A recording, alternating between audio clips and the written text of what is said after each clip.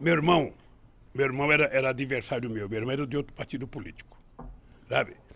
Então, qual era o pacto meu com meu irmão Frechica? Ele está vivo ainda, tem 79 anos. Falava, Frechica, é o seguinte, a gente não discute política em casa. Quando a gente se encontrar, é pra gente conversar de outras coisas. É pra ser irmão. E não discutir. Ele era do Partidão e eu era do PT. Mas às vezes Mas não fora dava de uma casa, discussão, vocês- Não, lá em casa a gente não discutia. Não discutia. Porque senão você não vive bem. Você tem que separar os lugares que você, sabe, pode falar de determinadas coisas. E eu e ele vivemos bem. Até hoje ele que me colocou no movimento sindical, ele que me levou, sabe? Eu não gostava do sindicato, eu odiava o sindicato. Por quê? Porque eu era despolitizado.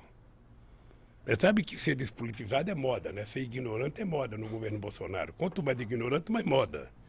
Melhor. Hein?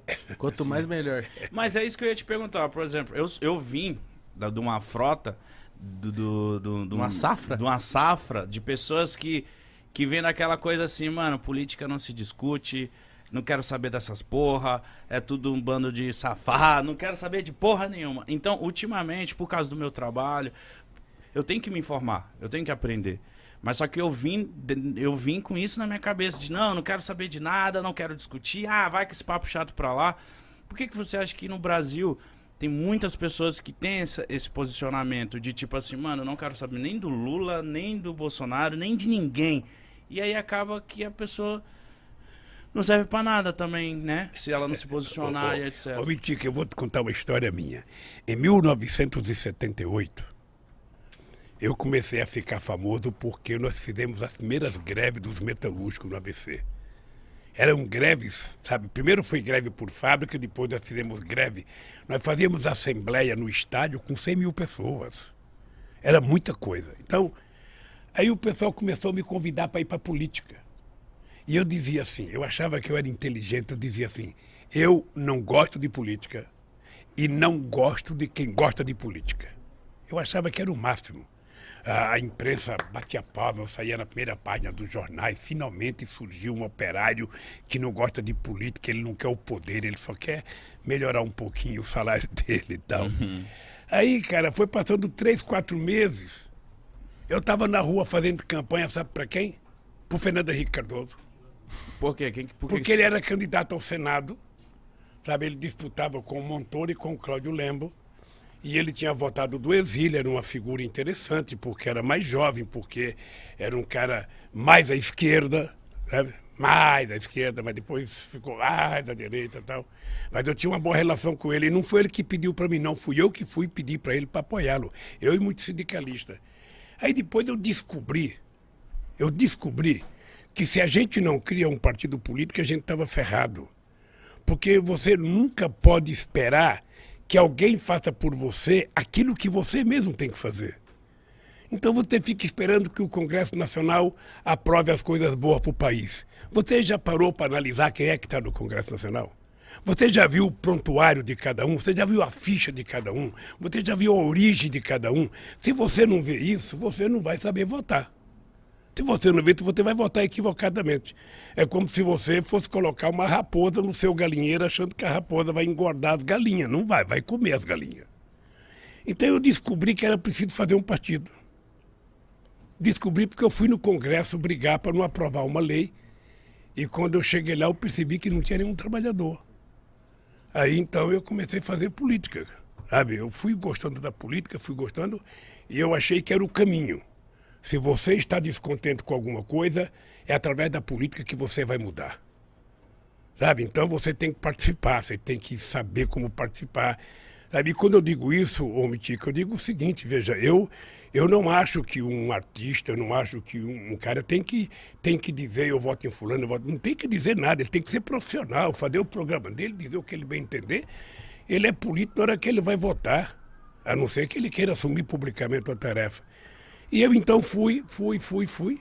E depois, você pensa que eu imaginei ser candidato a vereador uma vez? Nunca me passou pela cabeça. Mas quem te incentivou de você virar um candidato a vereador?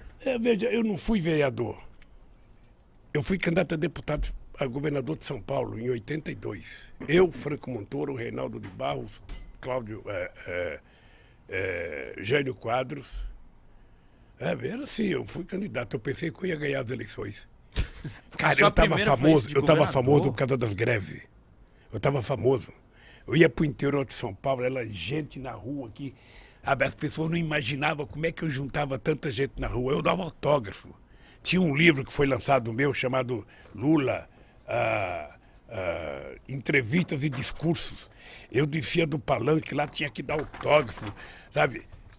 Eu pensei que eu ia ganhar as eleições. Puta merda, só tive 10% dos votos. Fiquei em quarto lugar, perdi até do Jânio Quadros. Mas de primeira?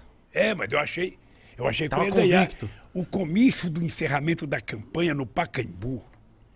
Você não tem noção a quantidade de gente. Que ano que era, Lula? 82. 1982. Você não tinha nem nascido, cara. Não.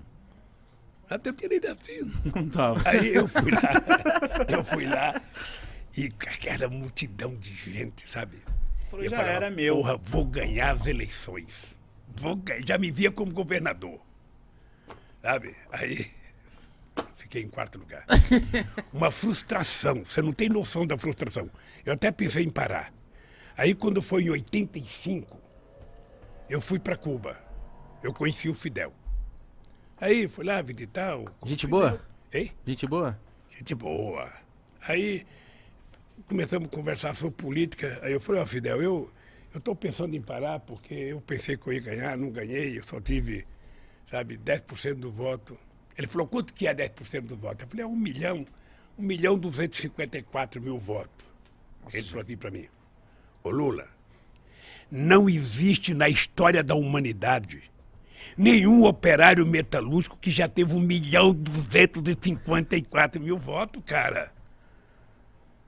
Você teve uma puta de uma votação, para com esse negócio de que você foi derrotado, não tem. Aí eu falei, pô, sou bom. O Fidel falou, então... Então foi muito bom, porque isso me deu coragem de entrar na política, eu fui aprendendo. Era muito chato, porque eu imaginava que todo trabalhador ia votar em mim. Eu falava, bom, eu sou trabalhador, sou do Partido dos Trabalhadores, todo trabalhador vai votar em mim. Puta, eu ficava nervoso, mais nervoso. Eu ia fazer comício nas estradas, chegava, nos corta. A classe média, apoiava a gente, batia palma, nas universidades, todo mundo. Mas quando eu passava nos caras que estavam colhendo algodão, cortando cana, aí eu ia fazer passeata aqui em São Paulo, no centro de São Paulo. Aí quando tinha um trabalhador trabalhando numa construção na Casa Civil, todo mundo, Lula, um trabalhador. Aí já mandava, eu levantava a mão, cara. Mas por que você acha que você não era popular com os trabalhadores nessa época? Não, é porque é o seguinte, o povo não tinha o hábito de fazer política. Política era uma coisa estranha. Esse é um país em que demorou. A mulher só foi ter o seu primeiro voto em 1934, porque ganhou na justiça. Esse é um país que só votava dono de proprietário de terra, gente alfabetizada e gente que tinha conta até de 200 mil réis. Pobre, analfabeto e peão de fábrica, jamais votava. Aí o pessoal também falava, esse Lula é um analfabeto igual eu, porra, por que eu vou votar nele? Ele não tem condições. Aí eu descobri que leva tempo, viu, Gão? Leva tempo para você convencer as pessoas das coisas. Aí é um trabalho de muito debate, de muita discussão. Quando eu passo num lugar que eu vejo um cara ser contra a política, eu não acho ruim. Eu fico só imaginando que informação que ele recebe todo santo dia. Porque eu tenho uma coisa que eu falo para a juventude o seguinte, olha, Igão, você pode não gostar de política. Tá? Você pode dizer, eu não gosto de política é tudo ladrão, Lula é ladrão, Haddad é ladrão, Fernando Henrique Cardoso é ladrão, Bolsonaro é ladrão, Dória é ladrão. Você pode dizer tudo o que você quiser.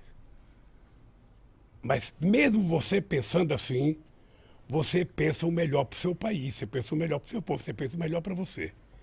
Então, se você acha que todo mundo não presta, você tem que decidir escolher um cara que presta. E esse cara que presta não é os outros, é você, cara. Então, coloca o político que você tem dentro de você para fora e seja você o político decente, sabe, porreta, sabe, que você quer. Não tem outro jeito. Você não pode querer que eu seja a pessoa que você quer que eu seja. Não, eu sou eu. Agora, se você quer um cara top, Aí é você, Mitico, é você, Igão. É assim que se faz as coisas.